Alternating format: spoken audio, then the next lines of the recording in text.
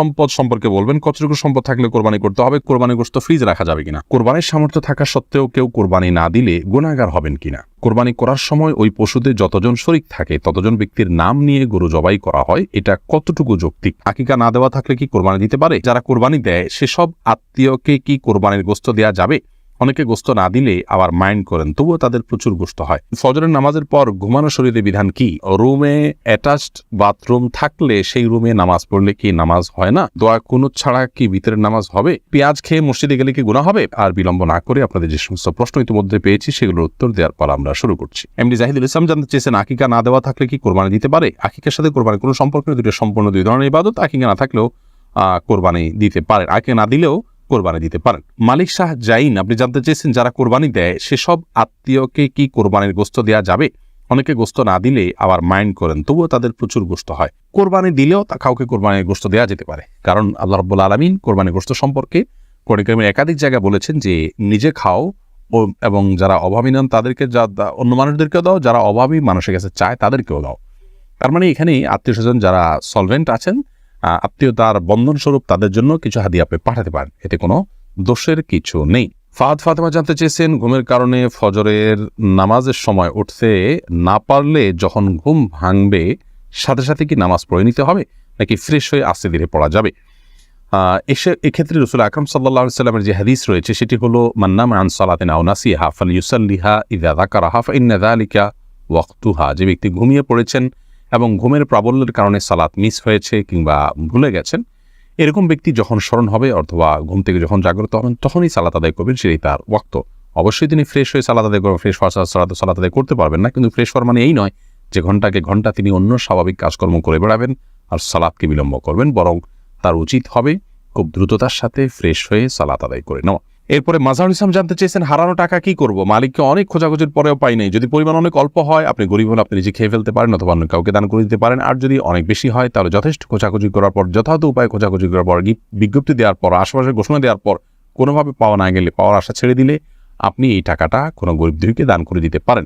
আপনি নিজে অভাবী হলে আপনি নিজেও এটা ভোগ করতে পারেন, তার পক্ষ থেকে সওয়াবটা তার পক্ষে যুক্ত হবে ইনশাআল্লাহ। এমডি সোহেল জানতে চাচ্ছেন, কোরবানির গোশত ফ্রিজে রাখা যাবে কিনা। হ্যাঁ, কোরবানির গোশত ফ্রিজে রাখতে পারেন, কোনো অসুবিধা নেই, তবে ফ্রিজে রাখার উদ্দেশ্যেই যেন কোরবানি না হয়। কোরবানি করার পর গোশত থাকলো থেকে গেল সেগুলো রেখে দিলেন ফ্রিজে, অসুবিধা নেই।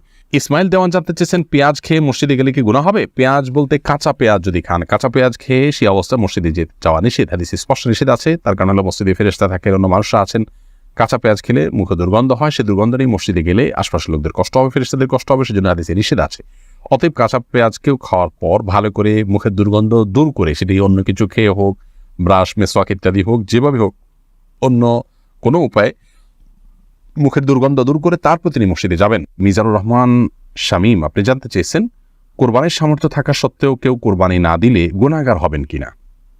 উত্তর হলো, কোরবানির সামর্থ্য না থাকা সত্ত্বেও যদি কোরবানি না দেন তাহলে তিনি গুনাহগার হবেন। ইমাম আবু হানিফা রাহিমাহুল্লাহ তাঁর মত অনুযায়ী যেটিকে ফলো করেন আমাদের দেশের বেশিরভাগ উলামা ইকরাম, আর আরাবিয়ান স্কলারদের মধ্য থেকে সৌদি আরবের উলামা ইকরাম বিশেষত, তাদের এক্ষেত্রে দৃষ্টিভঙ্গি ভিন্ন রকম। তারা মনে করেন কোরবানি এটি একটি সুন্নাহ আমল, যার কারণে কোরবানি যদি কেউ সামর্থ্য থাকার পরও না করেন তাহলে তিনি সুন্নাহ তরক করলেন, একটি সুন্নাতে মুআক্কাদা বা গুরুত্বপূর্ণ একটি সুন্নাহ তরক করলেন, সন্দেহাতীতভাবে তিনি ক্ষতিগ্রস্ত হলেন, কিন্তু তিনি বড় ধরনের কোনো গুনাহগার হলেন না।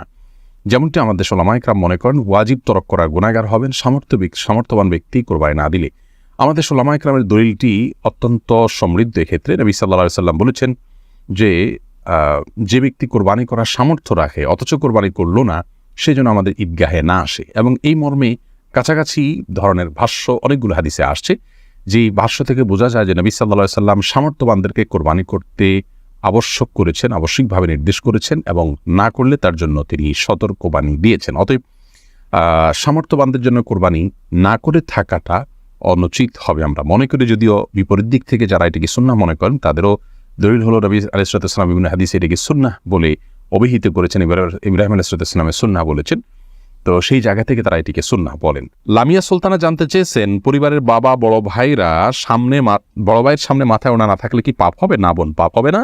আপনার বড় ভাই বা বাবার সামনে মাথার ওড়না না থাকলেও পাপ হবে না, কিন্তু ফিতনার এই যুগে যথাসম্ভব আপনি মাথার উপরে ওড়না বা কিছু দিয়ে রাখতে পারলে ভালো, কিন্তু আপনার চুল দেখা গেলে অবশ্যই পাপ হবে না, কোনো অসুবিধা নেই। ফাতেমা ইসলাম জানতে চেয়েছেন, রুমে অ্যাটাচড বাথরুম থাকলে সেই রুমে নামাজ পড়লে কি নামাজ হয় না?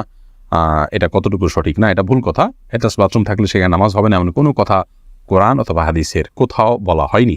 এটি যদি কেউ বলে থাকে তাহলে সেটি তার পক্ষ থেকে অতিরঞ্জন অথবা মন গড়া কথা ছাড়া আর কিছু নয়। রাকিবুল ইসলাম জানতে চেয়েছেন, দোয়া কুনুত ছাড়া কি ভিতরের নামাজ হবে? দেখুন, দোয়া কুনুত এটি ভিতরের জন্য ওয়াজিব। অনেক ওলামা ইকরাম এটিকে সুন্নাহ বলেছেন, যেমন আরবিয়ান স্কলাররা, সৌদি ওলামা ইকরাম এটিকে সুন্নাহ বলেছেন।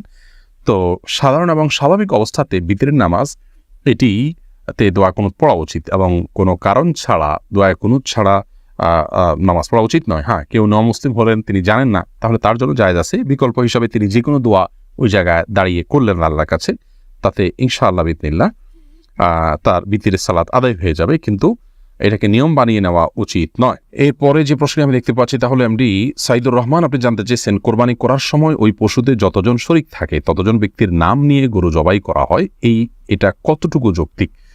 ভাই সাইদুর রহমান, কোরবানি যেই কয়েকজন ব্যক্তির তরফ থেকে করা হয় তাদের প্রত্যেকের নাম উল্লেখ করা এটি আবশ্যক নয়। আপনারা যখন 2 জন, 5 জন, 7 জন বা 6 জন, যে কোনো সংখ্যক, সর্বোচ্চ 7 জন, এর ভেতরে যে কোনো সংখ্যক মানুষ একটা পশুতে আপনারা যখন অংশগ্রহণ করছেন এবং প্রত্যেকের একটা নির্দিষ্ট হিস্সা থাকছে, কোনো ভাঙতি হিস্সা থাকছে না। এমন না যে একটা গরুতে 7টা শেয়ার, একটা শেয়ার 2 জন মিলে নিলেন, এরকম কোনো অপশন নেই, সুযোগ নেই। অতএব একটা শেয়ার মিনিমাম 1 জন নিলেন অথবা একাধিক শেয়ার নিলেন। তো যখন এই টাকাটা আপনারা দিচ্ছেন তখন আপনাদের নিয়ত সম্পর্কে আল্লাহ তাআলা ভালো জানেন, যে আপনারা কোরবানির উদ্দেশ্যে করেছেন। এখানে আলাদা করে তাদের নাম উল্লেখ করতে হবে, জপতে হবে, এমনটি আবশ্যক নয়। যদিও কোরবানি করার পর এটি বলা সুন্নাহ যে আল্লাহ, এই কোরবানি যেটি হলো এটিকে অমুক অমুক অমুক ব্যক্তির তরফ থেকে আপনি কবুল করে নিন। এভাবে যদি উচ্চারণ করা যায় ভালো, আর না হলে এভাবে সংক্ষেপে বলা যেতে পারে, আল্লাহ, আমরা যারা এই কোরবানিতে শরীক হয়েছি তাদের সবার তরফ থেকে আপনি ঠিক কবুল করে নিন। আলাদাভাবে নাম জপাটা আবশ্যক নয়, যদিও পরে নাম উল্লেখ করে তাদের তরফ থেকে কবুলের দোয়া করা যেতে পারে এবং মুস্তাহাব, সেটি করলে ভালো। তাওহীদুল ইসলাম সজীব জানতে চেয়েছেন, গোপনাঙ্গের লোম পরিষ্কার করলে কি গোসল ফরজ হয়? না, এর সাথে গোসল ফরজের কোনো সম্পর্ক নাই। বড়জোর অজু করে নেবেন, পরিষ্কার পরিচ্ছন্ন হবেন। এমডি ওমর ফারুক জানতে চেয়েছেন, ফজরের নামাজের পর ঘুমানো শরীরের বিধান কি? এটি জায়েজ আছে, তবে অনুত্তম কাজ। নবী করিম সাল্লাল্লাহু আলাইহি ওয়াসাল্লাম দোয়া করেছেন, আল্লাহুম্মা বারিক লি উম্মতি ফি বুকুরিহা, আল্লাহ আমার উম্মতের জন্য সকালের সময়টাতে আপনি বরকত দান করুন। অতএব সকালের সময়টাতে না ঘুমানো উচিত বা উত্তম। কেউ অসুস্থ থাকলে ভিন্ন কথা, বৃদ্ধ হলে ভিন্ন কথা। তবে যদি কেউ ঘুমান, তিনি কোনো বড় গুনাহ করেছেন, অপরাধ করেছেন, এই লেভেলের সমস্যা নয়, অনুত্তম আর উত্তমের বিষয়টি এতটুকু।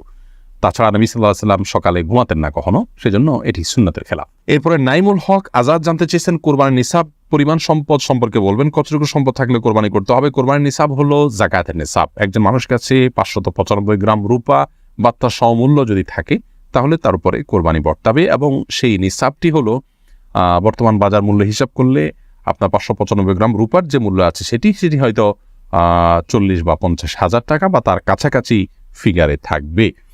অতএব আপনি কোরবানির নিসাব, যেটা যাকাতের নিসাব, সেটিকেই ধরে নেবেন। যদিও এর আগে আমরা শুরুতেই বলেছি যে কোরবানি যে ব্যক্তি করার সামর্থ্য রাখেন তার উপরে কোরবানিটি বর্তায়, এর জন্য নিসাব কোনো আবশ্যক নয়, এমনটি মত দিয়েছেন সৌদি আরব ওলামা ইকরাম এবং অন্যান্য মাযহাবে।